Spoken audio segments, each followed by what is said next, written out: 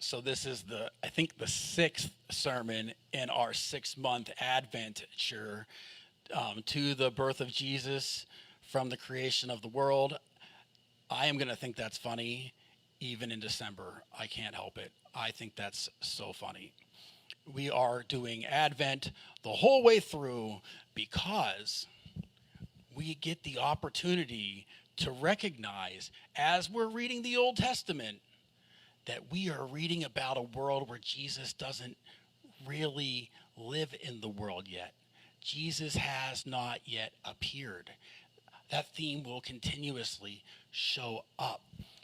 We live in a world that has been consumed and just marinated in Christianity for thousands of years. That leads Christian morality everywhere. Even when Christianity kind of pulls back, which we've seen, we see the residuals of that morality everywhere. That does not come from a vacuum. That does not emerge through the use of science and technology. It doesn't emerge through the use of philosophy. That morality that many of us are taking for granted was bought and brought about at Calvary. We have thousands of years of people who came before us that have changed this world in just the most beautiful, incredible ways. And if we read the Old Testament and we go in there and we're like, okay, yeah, this points to the birth of Jesus, but why'd God have to be a jerk? We are taking thousands of years of our ancestors for granted. We have to look at the world without Jesus in it to see how wonderful God's plan really is. How God is bringing Jesus into the world. He knows he can't just kill everybody and start over again, because it's just going to happen again. So he does this messy, weird plan that leads to the marriage of humanity with its creator. And we are watching that story unfold as we read through this.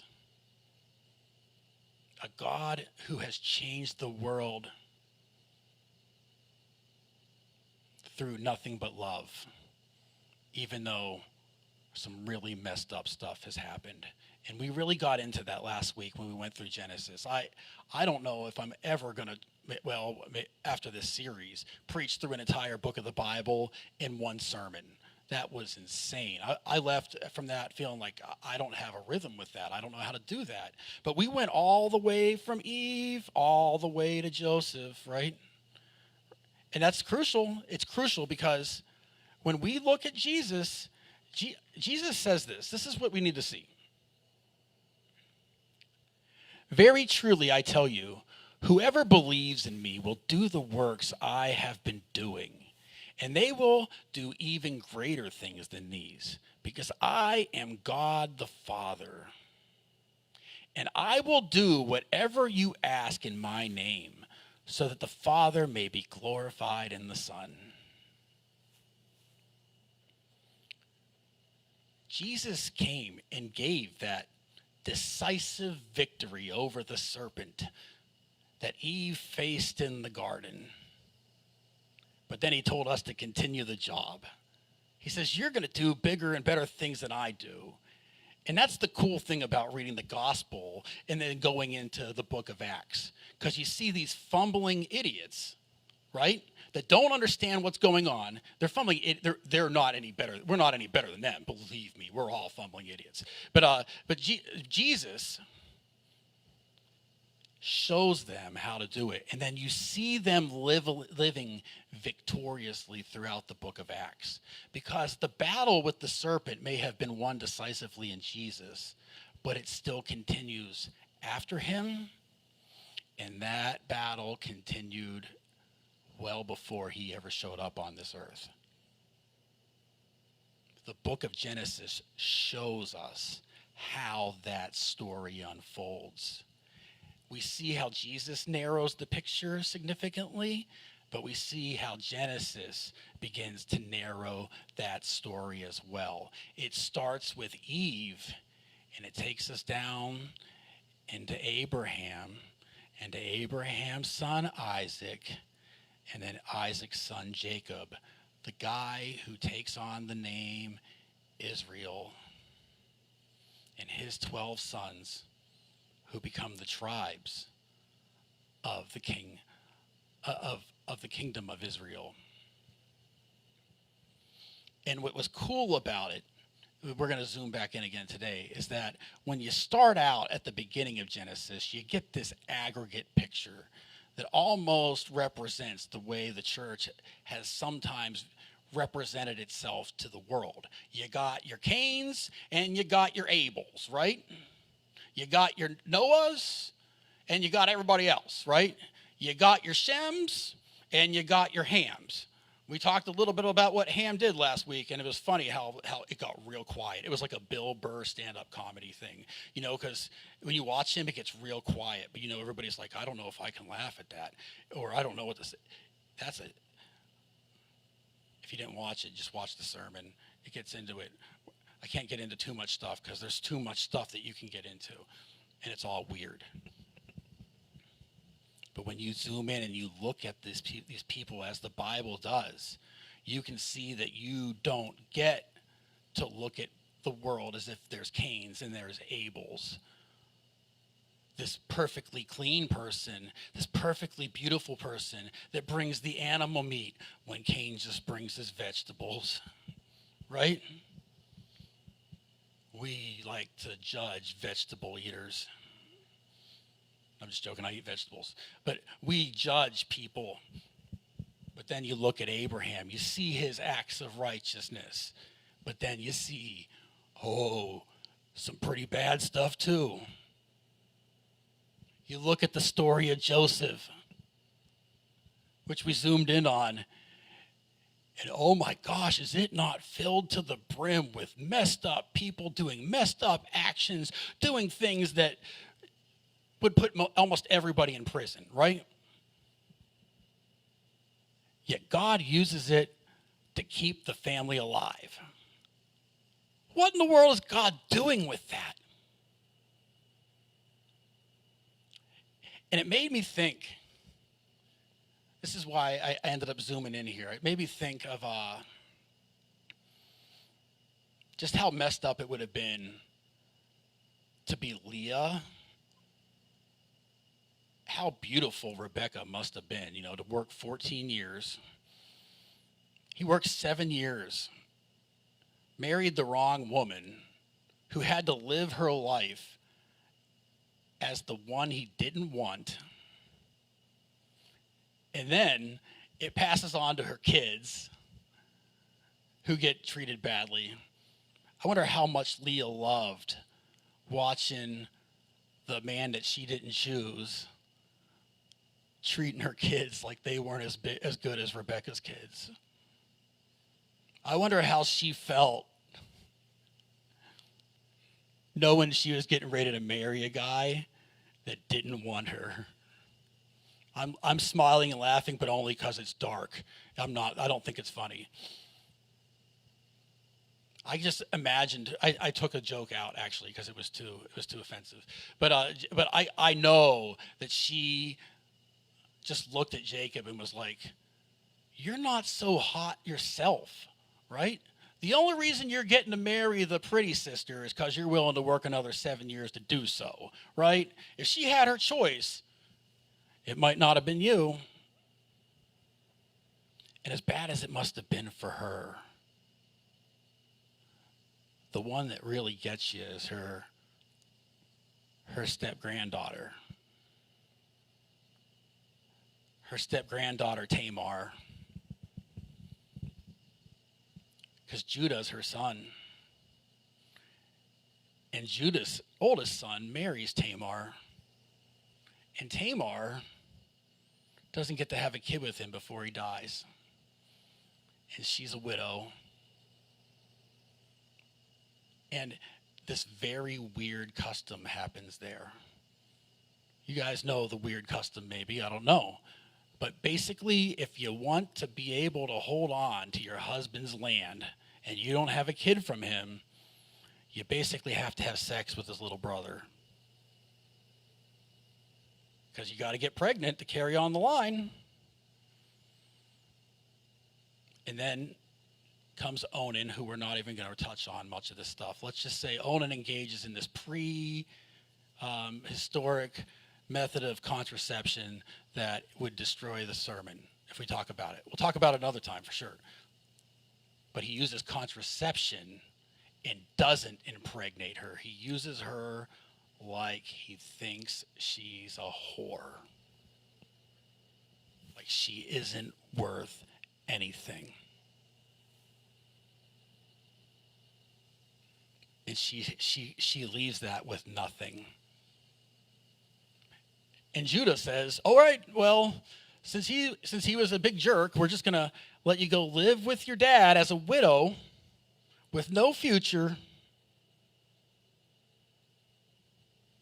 till my other son comes of age, and then you have to have sex with him too.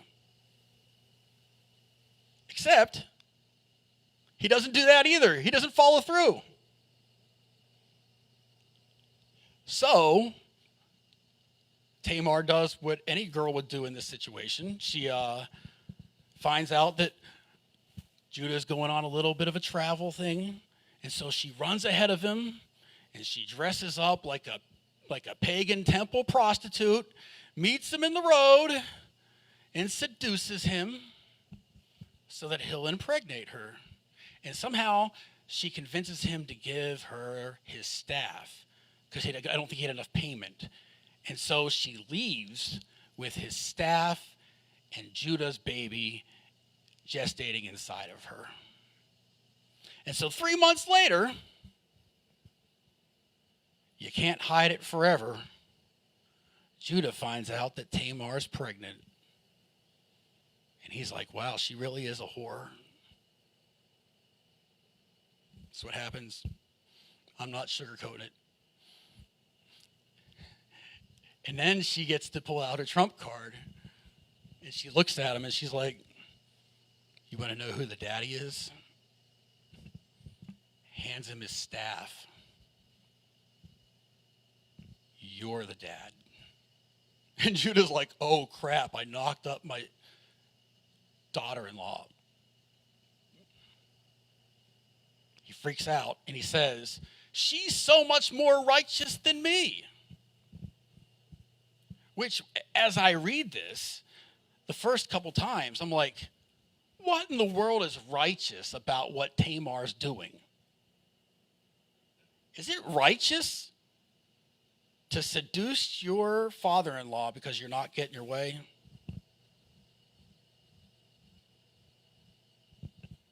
Or is it just that he's like, oh, I slept with somebody who is really pagan at a temple of the god that I'm not supposed to support. I knocked her up, and I wanted to kill her, and what I did was so much worse. I don't know the answer to this.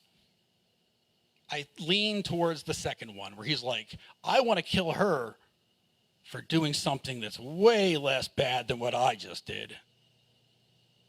And he has to think about it. So then he marries her, and then she gets to live in his house with her son, where no man ever touches her again.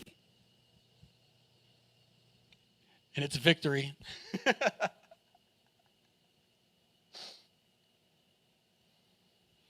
Sucks to be a woman in that time period. I want to look at something real quick.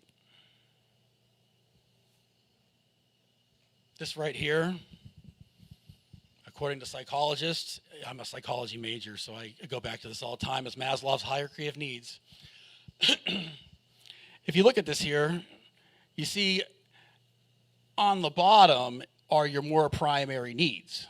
And as you go up, you get less primary needs. However, as the bottom things become secure, you start focusing on the higher things. So you start out with your physiological needs, right? You need food.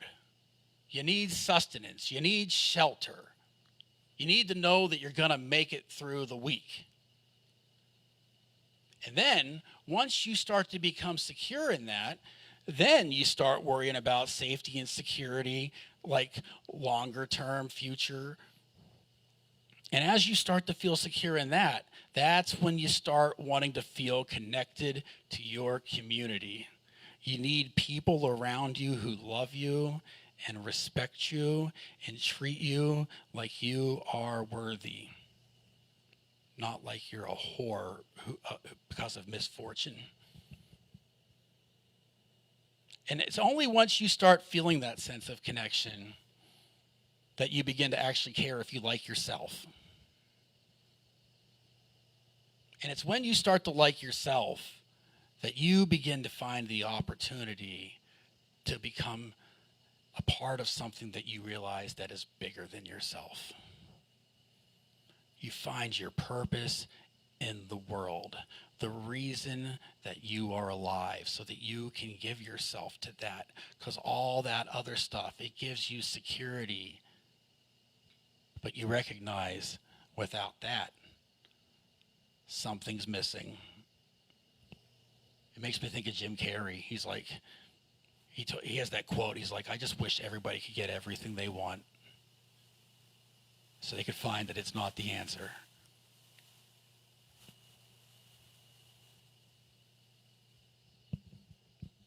I want to know, where do you think Tamar is on this?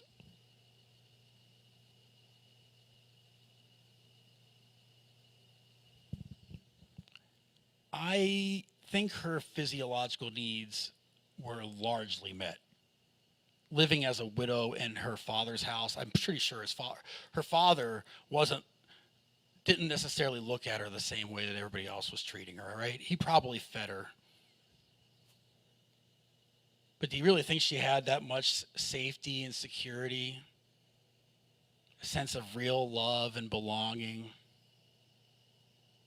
You think when Tamar seduced her father-in-law, she was consumed with whether or not she was living out of her most authentic self?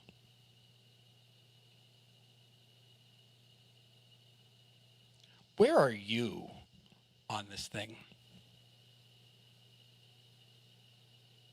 Are you food secure? Do you feel secure that you have family around you that loves you? That you have friends that care about you? Do you like yourself?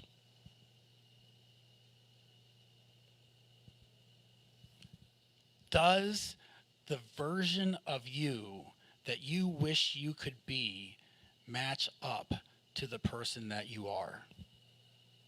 That's the definition of self-esteem according to psychology. Ideal self over the real self. Or do you feel like you're a part of something that's bigger than you?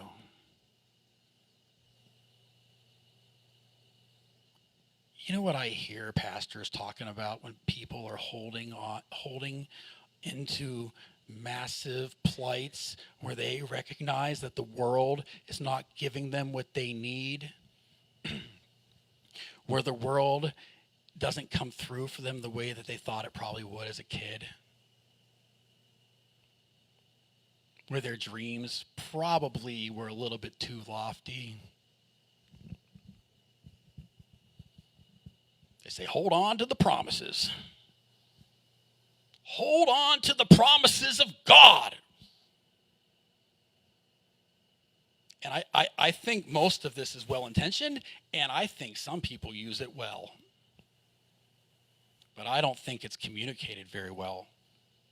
When I hear two phrases, promises of God, and in Jesus' name, you know what I really hear? Abracadabra. If you say it in Jesus' name, he's got to do it, right? That's what it's supposed to do. You got to say, in Jesus' name. Hold on to the promises of God. What up here on that pyramid applies to the promises of God?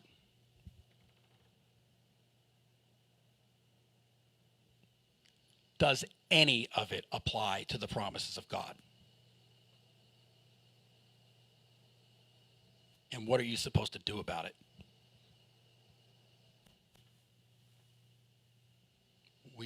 This is a really fluffy church. I'm sorry. I'm so pumped about our anniversary weekend because we are talking about the Israeli invasion of Canaan. We're going to advertise it. Hopefully people will come and they get to hear that. So most of this is made by AI, but the AI generator hates me. And everything I ask for, it thinks is too inappropriate, even though it's not. And it's like, well, if you had a paid membership, you'd be able to see what we made. Like, I understood when I was making Egypt stuff. So I have, like, chariots chasing the Jews. And it was like, nope. I was like, it's in the Bible, right?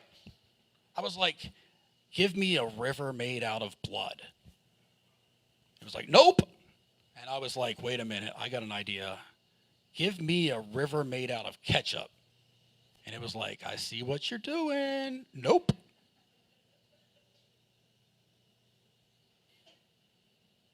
So I literally spent, I bet you, 45 minutes on some of those things. You have Eve over here with her demented looking face, looking at the apple with a snake that I ended up having to just remove the background from another picture it made and put in there because I couldn't get Eve talking to a snake in front of an apple tree. I was originally trying to have Eve talking to a snake in front of an apple tree with the angel of the Lord guarding the Garden of Eden. But AI is not ready to take over the world yet. At least not the free version of of Canva or any of the stuff I had. Look at this. The flaming sword I don't even know what that is coming out. Maybe that's a donkey jawbone. I don't know what maybe half of one. I don't know. Then you got the flame at his feet, but that's the best angel. It's the first angel I could come up with that wasn't an animal like that, or a Cabbage Patch Kid or butt naked, right? Every single one of them was like there was nothing I could do. We have Eve eating the apple, talking to the serpent, and she's being guarded from the Garden of Eden. She's no longer welcome directly in God's presence anymore. Neither is Adam. They are outside the garden. And what does God say? Does he say, don't worry, it's going to be fine? Or does he say, Adam, your toil, that's what the dirty hands symbolize, is going to be hard, gruesome, and it is not going to bring nearly the results that you think you deserve for the amount of effort that you're putting in? And he tells Eve over here, childbirth's going to be terribly hard. It's going to be painful. I've never been through it. I'm sorry. I don't know. I was in Hypno Babies. You're not supposed to say that. So don't be afraid. It messes with your uterus in the process. I know about this, okay? But it's not supposed to work out, right? It's not supposed to be easy. And then women are supposed to become dependent on men physiologically, economically. It's really hard especially when there's not good birth control. It's not as effective as modern today's are, right? And so you get pregnant, you have this 18-year-old investment that you now have hanging off of you, and that guy can walk around and do whatever he wants. It puts you in a bind, and you are dependent on the man, especially in this kind of time. And that's just what it means to be human. And there is no promise about undoing that this side of glory anywhere. This is so harsh. But he does say, your offspring, though, are going to live in enmity with the serpent. The serpent that aims to destroy what it means to be a human on this earth. And he's going to win a few rounds. He's going to bite you. But eventually, you're going to stomp on its face. The promises of God are 100% related to the bottom left corner. What does that mean for you on this pyramid?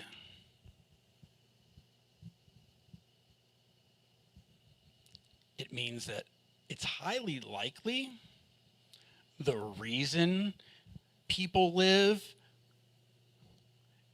in destitute poverty, where they don't have their basic needs met, where if they have to decide if they want to get malaria or die of dehydration. Maybe it's not malaria. I don't know what it is in the water. Malaria comes from the mosquitoes. Dysentery, right? You're going to get dysentery or die of dehydration, which both options probably lead to you maybe dying of dehydration. While people over in America, people across town probably have enough money to buy you a well to meet your basic needs. Your basic needs could be met, but they're not being met because of the serpent. The serpent, it talks to all of us. The Satan, our adversary, tells us not to trust God. Look out for number one. And it leads to just egregious sin. It's a lot worse than me just punching somebody in the face because they're shooting fireworks off at 2 o'clock in the morning. That really didn't happen, but I still laugh at it. It gets terrible. There are people living in labor camps. There are people who live their lives in America never knowing that they're worthwhile. We work with people fighting battles that we know nothing about, many of whom probably wouldn't be able to make it without intense antidepressants.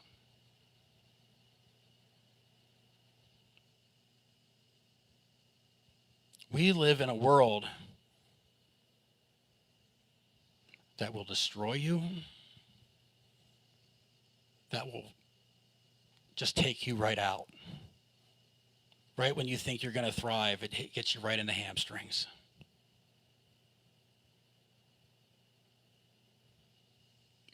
And Jesus does have an answer for it. It's just a weird answer for it. He says you got to pick up your cross, right? Jesus, well, we're in the Old Testament still too, but God may say, hold on to my promises, but he's not saying I'm giving you everything you want. He is promising that he's going to be a way maker. That was in the line as of the second verse of this song. That was in this verse. He promises to make a way. He promises to lead you forward. And Christianity does not function according to this model. Actually, this is disputed as a Western model. It's possible that other cultures do not follow this exactly. It may be very ethnocentric. But Jesus says you actually start with the self-actualization. You know why you pick up your cross and you follow him? Because you know he's worth it. You know what he's doing. You know that he loves you and he loves this world, and he's not asking you to do anything that he himself was not willing to do. Why is there so much evil in this world? Why are we not following the example of how you overcome it? If you commit yourself to this, you recognize Christianity might not give you all this, but neither is anything else in the world. Your favorite football team, your favorite brand of clothing, Wine, nothing has anything for you. Wine just makes you feel like you're loved for a little bit, and then you wake up with a hangover. Nothing is offering this to you.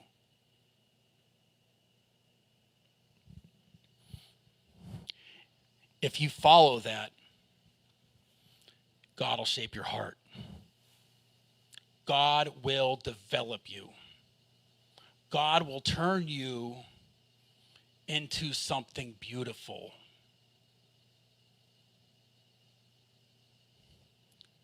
And then you'll find that a lot of that other stuff comes back, and it comes back in ways that don't force you to contort yourself to hold on to what you're afraid of losing. It's the secret to being human without becoming twisted into knots. It doesn't matter what this world does to you because it can't take that away from you. When you own that dignity that has been given to you, the definition of dignity is a gift. When you own that dignity, you have the ability to dignify others, even others who are not nice to you, because you can overcome a world that does not care whether you're on that triangle at all.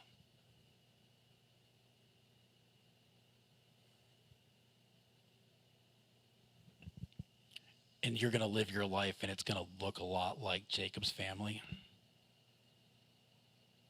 Maybe less crime involved. You're going to have, like, possibly fights over inheritance. Hopefully it's not as messed up as Tamar's situation, right? But we fight over money, we fight over ideas, we fight over what's ours. And that's going to happen, and it's going to bring strife into your families, and you're going to mess up too. You are not just a sinner. You are born into sin. You've internalized a culture of sin.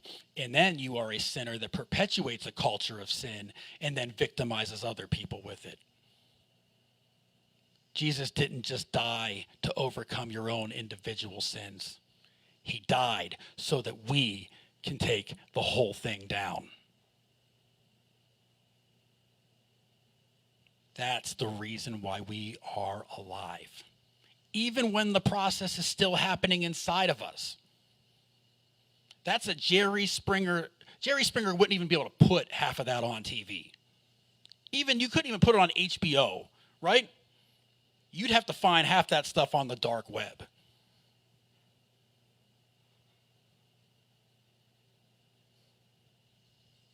That's what life looks like.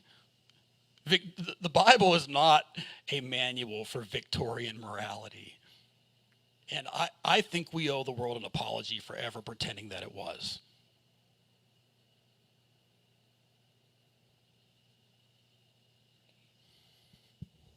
When you do see this, though, when you do recognize that God may not be just making you comfortable, but that when you rely on him, even though you know that there's nothing that you can do, you know that he's making a way for you.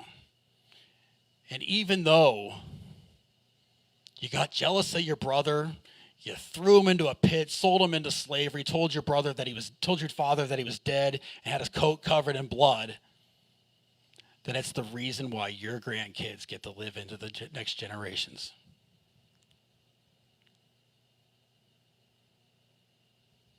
You know how humbling that is?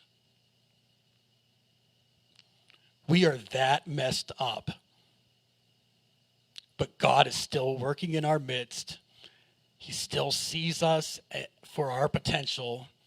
He's still dignifying us. And he still loves us extravagantly and wants to use us to love the people around us extravagantly. What we're about to read right here was supposed to be the opening passage of the sermon. It may also be the opening passage of the next sermon. So Israel set out with all that was his, because Israel is a person, it's Jacob, And when he reached Beersheba, he offered sacrifices to the God of his father Isaac. And God spoke to Israel in a vision at night and said, Jacob, Jacob, here I am, he replied. I am God, the God of your father, he said. Do not be afraid to go down to Egypt, for I will make you into a great nation there. I will go down to Egypt with you, and I will surely bring you back again. And Joseph's own hand will close your eyes. Then Jacob left Beersheba, and Israel's sons took their father Jacob and their children and their wives in the carts that Pharaoh had sent to transport him. So Jacob and all his offspring went to Egypt, taking with them their livestock and the possessions they had acquired in Canaan. Jacob brought with him to Egypt his sons and grandsons, his daughters and his granddaughters, all his offspring.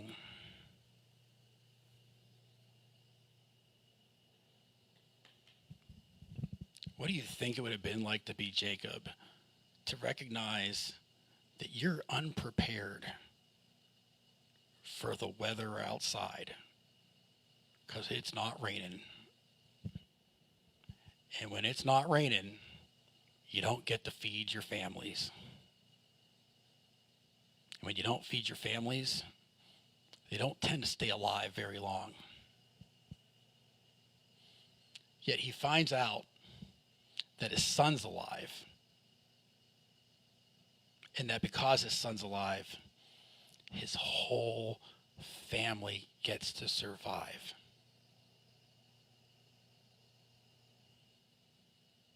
Now, does Jacob get all those years back with his son Joseph?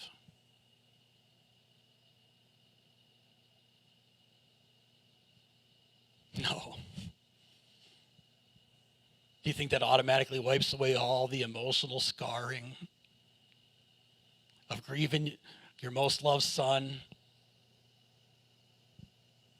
No. I don't know what kind of therapy they had back then, but hopefully they had something.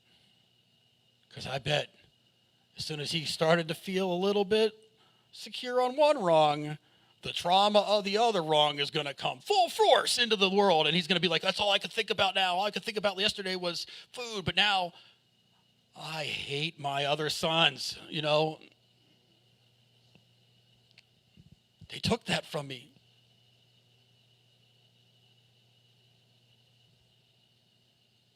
We cannot just look at what we've lost. We cannot focus on that. That's not the world that we live in. It may not turn out the way that we want it to. But we serve a God who is a waymaker that will make the life that you don't get to choose into something that's beautiful. That's what I think we see happening in the book of Genesis. Let's take communion. I'm going to pray real quick. Lord Jesus, thank you so much for just everybody in my life, everybody in this church. And thank you for people who recognize that they've probably lived parts of their life as food insecure, definitely relationship insecure. People who haven't had the empowerment to become people that they admire.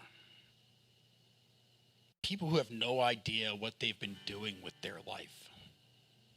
People who look back at years before and say, what was I even doing? Thank you for those people, Lord. My hope is that wherever anybody is on this triangle, that they never lose sight that you are a way maker, that you are somebody who gets us into a place where we can thrive. Thank you for the potential to see what is actually beautiful, even in the midst of hurt and suffering. Thank you for Jesus, Lord. May you empower us to live by his example. And because we can't do it constantly, we're going to celebrate that he died.